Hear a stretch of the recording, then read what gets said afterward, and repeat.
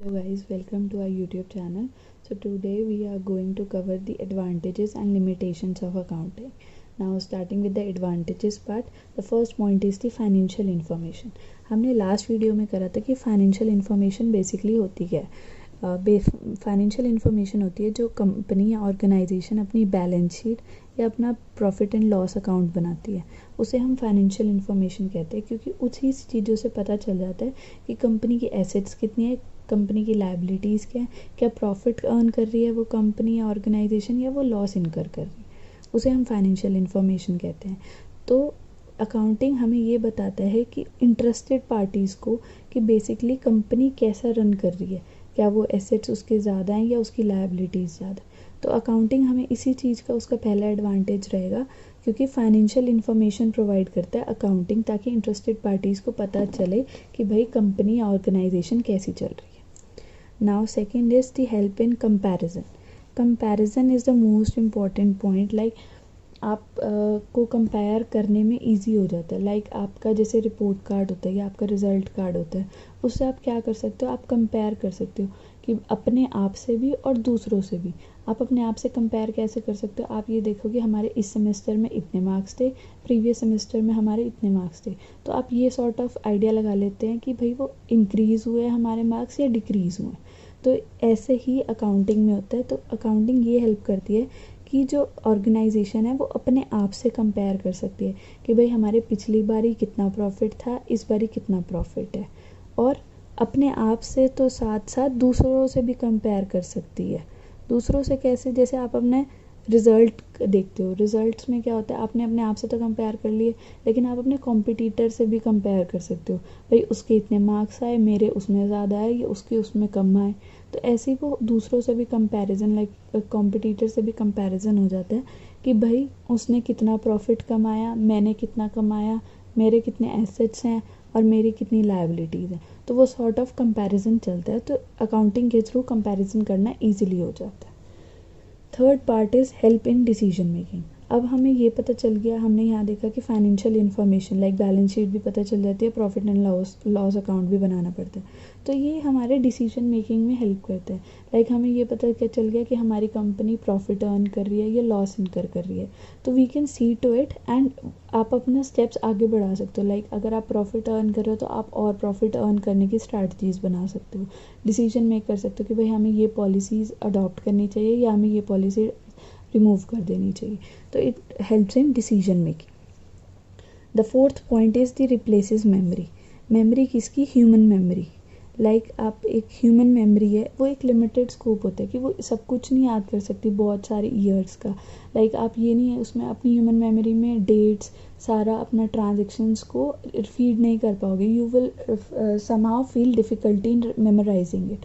सो accounting help करता है, जैसे आप जर्नल बना रहे हो, आप अपनी ट्रांजेक्शन को सिस्टमैटिकली रिकॉर्ड कर रहे हो, डेट वाइज रिकॉर्ड कर रहे हो, तो it becomes easy for a human. Like उसको सब कुछ याद नहीं करना पड़ेगा, क्योंकि अकाउंटिंग उसे सारा कुछ प्रूफ दे देगी। ठीक है, तो इसलिए वो ह्यूमन मेमोरी की रिप्लेसमेंट है। Now talking about the fifth point, that is facilitate loans. Facilitate loans, loans का मतलब क्या होता है, कर्जा। फॉर एग्जाम्पल आपको अपनी बिजनेस ऑर्गेनाइजेशन को एक्सपैंड करना है, ठीक है, तो आपको कहीं से लोन लेना पड़ेगा। तो अगर आप बैंकिंग इंस्टीट्यूशंस की साइड जाते हो कि हमें उनसे लोन लेना चाहिए, या क्योंकि वो cheaper rate of interest charge करते हैं, तो दे विल सी कि आपकी फाइनेंशियल पोजीशन कैसी है, क्या आप प्रॉफिट अर्न कर रहे हो, क्या आप उनका पैसा उन्हें टाइमली वापस कर सकोगे with interest and with their principal amount. तो आजकल बैंक्स वगैरह क्या करते हैं, पहले आपकी पिछले सालों की फाइनेंशियल इन्फॉर्मेशन देखते हैं, जिसे हम अकाउंटिंग के थ्रू इवेल्युएट करते हैं। तो दे समहाउ बिकम ईजी, अगर आपकी रिपोर्ट्स अच्छी हैं या सही है, प्रॉफिट इनकर आपकी ऑर्गेनाइजेशन है, या आपके अंदर कैपेबिलिटी है कि आप उनका पैसा उन्हें चुका दोगे, तो that this helps in facilitating your loan part. Now next point is the evidence in court.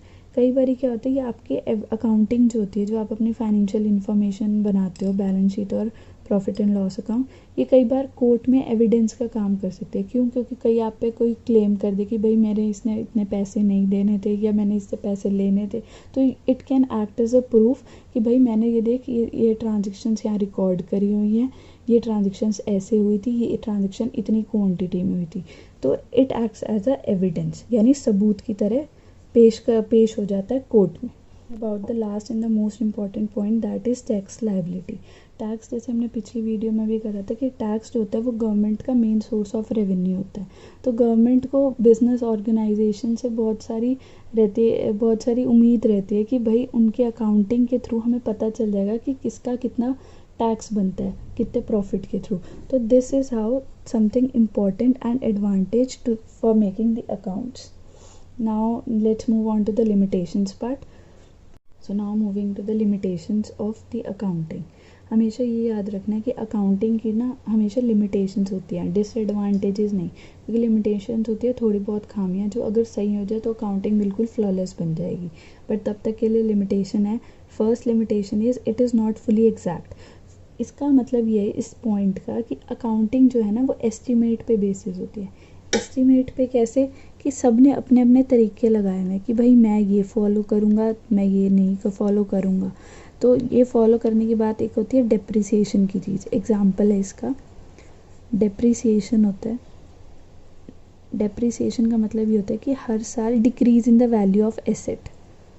जैसे जैसे आप यूज़ करते रहते हो वो चीज़ की वैल्यू कम होती रहती है। Like talking about the machinery, अगर आपने 50,000 की वो मशीनरी ख़रीदी थी, ठीक है, 50,000 की आपने मशीनरी की थी 2015 में, तो अगर आप 2020 की बात करो, ठीक है, तो ये ज़रूरी तो नहीं है कि वो 50,000 की 50,000 ही रहेगी।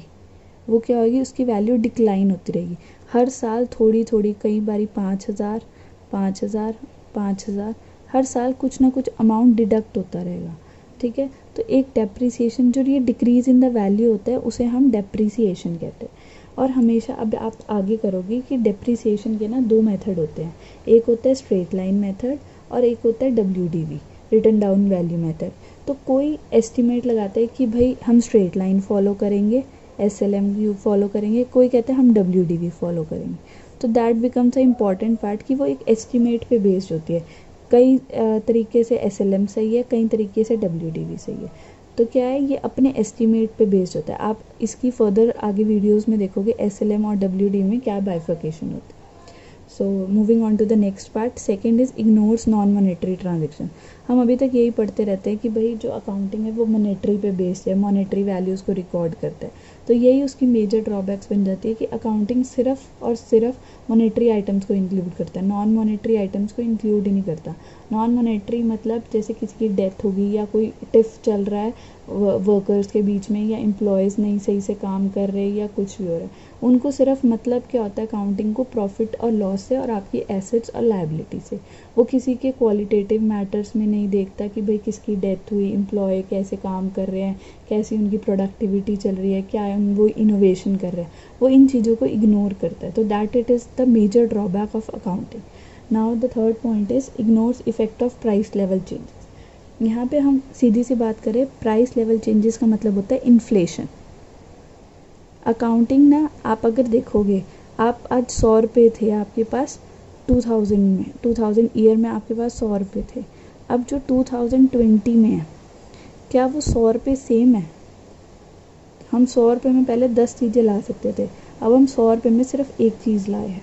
तो अकाउंटिंग ना इन्फ्लेशन को रिकॉर्ड करता है। अगर आपका 2000 में आपका प्रॉफिट हुआ लेट्स से 1 लाख, ठीक है, और 2020 में आपका हो गया 20 लाख, ठीक है। अकाउंटिंग ने ये तो जज कर दिया भाई आपका अमाउंट बहुत ज़्यादा, आपका प्रॉफिट बहुत ज़्यादा बढ़ गया, बट ये तो नहीं देखा ना कि प्राइस लेवल में इन्फ्लेशन कितनी बढ़ रही है उस हिसाब से, ठीक है। तो ये इग्नोर करता है इन्फ्लेशन को। Now the fourth point is the unrealistic information. Unrealistic information का मतलब ये होता है कि अकाउंट्स जो है ना वो अनरियलिस्टिक है। अनरियलिस्टिक कैसे, जैसे हम मशीनरी की जो वैल्यू हमने लगाई, हमने एक मशीन ख़रीदी, हमने सोचा कि हमारी मशीन जो है वो 10 साल चलेगी, ठीक है, हमने एस्टीमेट लगाया यहाँ पे, और क्या पता वो 10 की 15 साल चल जाए या 15 की 5 साल ही चल जाए।